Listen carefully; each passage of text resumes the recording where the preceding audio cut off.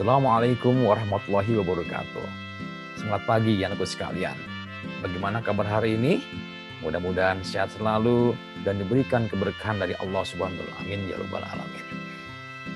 Baiklah anakku sekalian, hari ini Pak Guru Walan akan meneruskan materi tema yang kemarin ya, yaitu tema 7, subtema 2, pembelajaran 5. Mohon disimak. Baik, kita mulai saja. Diawali dengan muatan SBDP, seni budaya dan prakarya. Gerak pola lantai sesuai irama lagu. Salah satu tari tradisional Indonesia adalah tari jalan kepang. Mungkin kalian sudah tahu ya, tari jalan kepang. Tari jalan kepang merupakan tari yang berasal dari daerah Jawa. Biasanya ditampilkan bersama dengan reog Ponorogo. Wow, tahu reog Ponorogo? Itu loh yang gambar singa dengan kepalanya yang besar sekali ya. Itu loh. Nanti kalian bisa lihat di YouTube ya. Nah, tari jalan kepang ini mengisahkan tentang rakyat yang sedang berperang untuk merebut kekuasaan dengan menunggangi kuda dan memegang senjata di tangannya.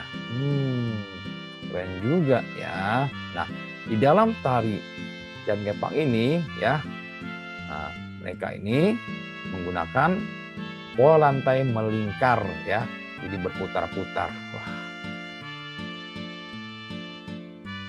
Selanjutnya, muatan bahasa Indonesia mempresentasikan informasi penting, teks, narasi sejarah. Apa itu? Mempresentasikan itu. Mempresentasikan berarti menyampaikan kembali informasi menggunakan bahasamu sendiri. Wah, seperti kayak presenter TV ya. Jadi menyampaikan informasi-informasi dengan gaya bahasa kamu sendiri ya.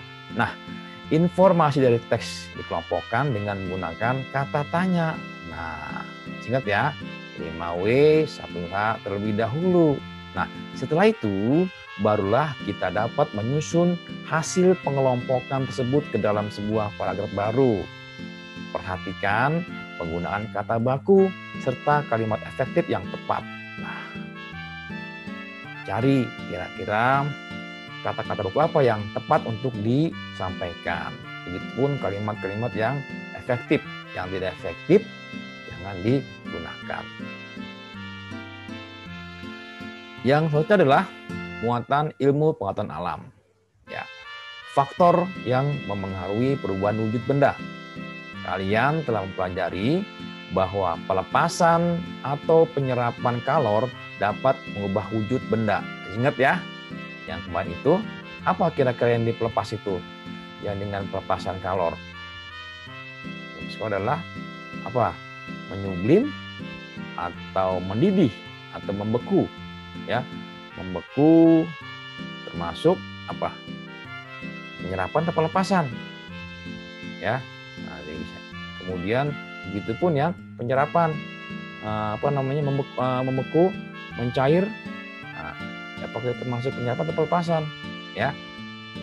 Keduanya dapat terjadi dalam satu proses sekaligus. Misalnya dalam pembuatan minyak wangi dari bunga. Jadi dalam satu proses ini, dalam satu proses ya bisa terjadi pelepasan atau penyerapan kalor. Misalnya dalam pembuatan minyak wangi dari bunga ya. Kita lihat nih misalnya nih ya prosesnya.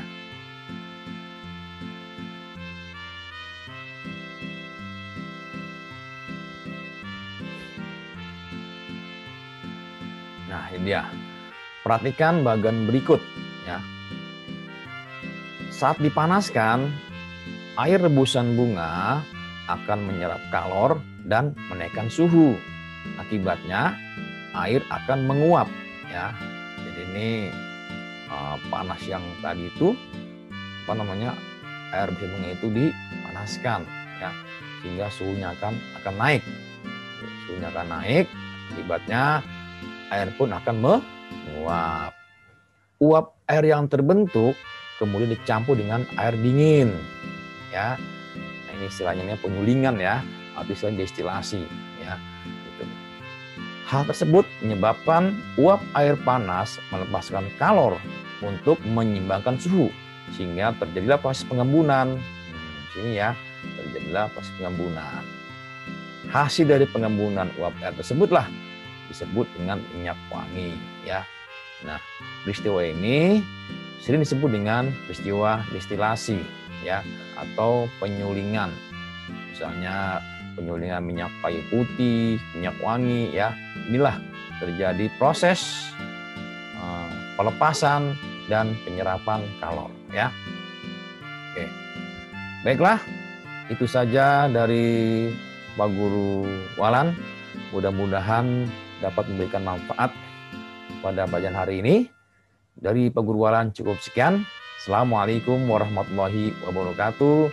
Semangat pagi, salam merdeka belajar.